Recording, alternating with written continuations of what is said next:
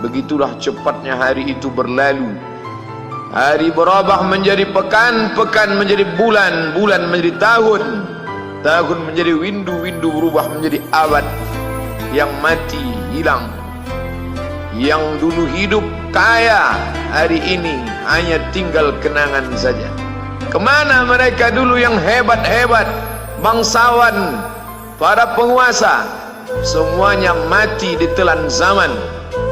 Yang tinggal hanya apakah dia orang paling baik, dicatat dengan tinta emas, atau dia orang paling jahat, dihujat, dicaci dan dimaki.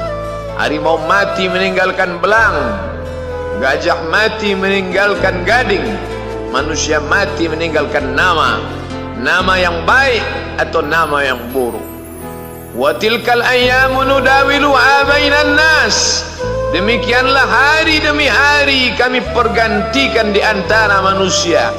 Untuk apa hari ini dirubah Allah Ta'ala?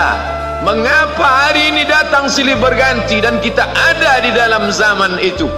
Liya'lamallahu alladhina amanu. Allah ingin menguji siapa yang imannya tetap istiqamah, siapa yang masih tetap beriman sampai hari ini.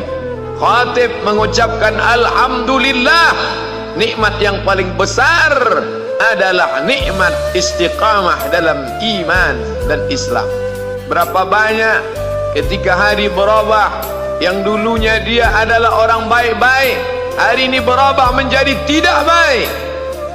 Yusbihu mu'minan, pada waktu pagi dia beriman, wa yumsi kafiran, petang hari dia berubah menjadi kafir. Maka kita selalu meminta, ya muqallibal qulub, wahai engkau yang membolak-balikkan hati, tsabbit qulubana, kokohkan hati kami, ala dinik, dalam agamamu, wa ala ta'atik, dalam ketaatan kepadamu. Berapa banyak yang dulu susah melarat, miskin, untuk sesuap nasi pun sulit, tapi begitu dilapangkan Allah rezekinya, tidak menjadi hamba yang bersyukur. Dia lalai, dia sangka itu karena jerih payahnya, dia kufur nikmat Allah Subhanahu wa ta'ala. Tapi siang hari ini alhamdulillah, ada hamba yang disehatkan Allah, dia tetap bersyukur. Ada hamba yang ditingkatkan Allah rezekinya, dia tetap bersyukur. Ada hamba yang dinaikkan Allah kuasanya, dia tetap bersyukur. La in syakartum, kalau kamu syukuri nikmat itu, la azidannakum, pasti akan kutambah. Wala in kafartum, tapi ingat, kalau kamu kufur, kamu ingkar, inna azabi lasyadid, azabku amat sangat hebat, amat sangat dahsyat, amat sangat mengerikan. Berapa banyak orang di masa lalu mati dalam azab Allah Subhanahu wa ta'ala. Tapi itulah manusia, diambil dari kata nasya, lupa. Dia tidak pernah ingat apa yang pernah ditimpakan Allah kepada kaum-kaum sebelumnya. Wa ila samud akhahum salihah, kepada kaum Samud diutus Nabi Saleh. Mana mereka sekarang? Punah, musnah, tidak ada lagi di atas muka bumi Allah. Wa ila Madyan akhahum Syuaiba, kepada kaum Madian diutus Nabi Syuaib.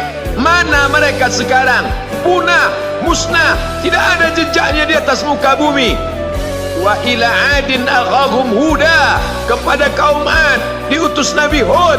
Tidak satu pun ada di atas muka bumi, tapi orang tetap juga angkuh dan sombong. Memang itulah manusia yang berada di atas muka bumi Allah Subhanahu wa ta'ala. Maka orang-orang yang baik tidak pernah berhenti mengajak kepada kebaikan. Umat ini dikatakan baik bukan karena banyak ibadahnya. Umat ini dikatakan baik bukan karena dia pergi bolak-balik ke kota Makkah Al-Mukarramah untuk haji dan umrah. Allah puji umat ini, kuntum khaira ummah, kalian umat terbaik. Kapan? Bila umat ini disebut umat terbaik? Ta'muruna bil ma'ruf, ketika engkau sanggup mengingatkan saudaramu dalam kebaikan. Pagi ingatkan tentang siang, siang ingatkan tentang petang, petang ingatkan tentang malam, malam ingatkan bahwa esok pagi kita tetap berbuat baik. Wa tanhauna 'anil munkar, larang mereka dari perbuatan mungkar. Maka hari-hari yang sudah kita lewati di masa yang lalu, sanggupkah akan pulang kembali? Pepatah Arab mengatakan, lan tarji'al ayyamul lati madat, yang lalu tak dapat terulang kembali. Apakah semua itu berlalu begitu saja? Tidak ada yang percuma, tidak ada yang gratis, tidak ada yang sia-sia. Semua akan diminta pertanggungjawaban di hadapan Allah Subhanahu wa ta'ala. Sejak kita tegak di atas muka bumi ini, sejak kita diberikan nafas, diberikan hidup, diberikan nyawa, maka sejak itu kita ditanya, apa khalaqnakum abatha? Apakah kalian kami ciptakan sia-sia? Apakah kami sangka? Apakah kamu semua menduga bahwa kami menciptakan kamu lalu kamu tidak akan kembali menghadap kami? Semua akan diminta pertanggungjawaban di hadapan Allah Subhanahu wa ta'ala. Tidak ada kata yang dapat terucap dari lidah orang beriman selain ucapan astaghfirullahaladzim. Ampunkan segala dosaku di masa yang lalu. Aku lalai dan lupa ya Allah. Kami termasuk orang-orang yang menghilangkan usia kami ya Allah. Kami tak tahu ke mana umur kami selama ini. Berapa jam untuk perbuatan dosa, berapa untuk perbuatan maksiat. Padahal ketika tiba masanya, kami semua akan menghadapmu, dan pada saat itu semua akan dihitung menit demi detik. Detik semuanya tak ada yang dapat dari luput panggilan Allah Subhanahu wa ta'ala. Tidak ada yang lepas daripada pengawasan. Inna alaikum lahafizin, bersama kamu ada malaikat hafazah kiraman mulia, katibin mencatat, ya'lamuna ma taf'alun, dia tahu semua yang kamu lakukan. Betapa waktu-waktu yang lalu itu tak dapat kita tebus dengan apapun selain kita perbaiki di masa yang akan datang. Tingkatkan kualitas salat berjamaah, tingkatkan membaca Al-Quran. Andai usia kita sudah lanjut, tak dapat kita jemput, maka kita didik anak cucu generasi akan datang menjadi generasi yang Qurani dan Islami. Sab'atun yudhilluhumullah, ada 7 di antara yang dapat naungan Allah. Yauma la dhilla illa dhilluh, hari itu tidak ada naungan kecuali naungan Allah Subhanahu wa ta'ala. Di antara yang mendapat naungan itu adalah syabun, anak muda, nasya'at fi ibadatillah, anak muda yang tumbuh beribadah kepada Allah Subhanahu wa ta'ala. Andai masa muda kita penuh dosa, andai masa muda kita penuh narkoba, andai masa muda kita penuh zina, wal iyadzubillah wa na'udzubillah, jangan sangka Allah tutup pintu taubat. Innallaha la yaghfiru ayyushraka bihi, Allah tak terima taubat orang yang mempersekutukannya. Wa yaghfiru ma duna dzalika liman yasha, tapi taubat selain itu diterima, dibukakan Allah Ta'ala. Mari perbaiki anak menantu, cucu, kawan, sahabat, andai talat, ajak ke jalan Allah Subhanahu wa ta'ala. Itulah salah satu memperbaiki yang masa lalu, kita perbaiki di masa yang akan datang. Di antara tujuan Allah mengapa dia buat kita masih hidup di akhir tahun ini, liya'lamallahu allazina amanu, Allah menguji siapa yang masih tetap dalam istiqamah iman dan Islam. Tujuan kedua, mengapa Allah buat kita hidup sampai hari ini? Wa yattakhidha minkum syuhada, wa yattakhidha minkum syuhada, Allah ingin melihat siapa di antara kita ini yang layak untuk menjadi syuhada. Iskariman, hidup mulia, au mutsyahidan, atau mati syahid. Pilihan orang Islam tidak banyak. Kalau hidup, hidup mulia. Kalau mati, mati syahid. Jangan hidup hina, mati terlunta-lunta, tidak diterima Allah Subhanahu wa ta'ala. Hidup mulia atau mati syahid dipersaksikan oleh para malaikat. Man kharaja fi talabil ilmi, siapa yang keluar rumah dengan niat menuntut ilmu, fahuwa fi sabilillah, maka dia seperti orang yang berjihad fi sabilillah, yang jauh meninggalkan kampung halaman, menuntut ilmu di perantauan.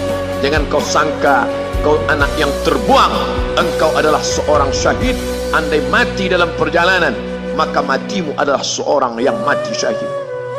Mencari rezeki yang halal, meninggalkan anak dan istri demi untuk memberikan nafkah, menjaga diri dari riba, menjaga diri dari haram, menjaga diri dari syubhat.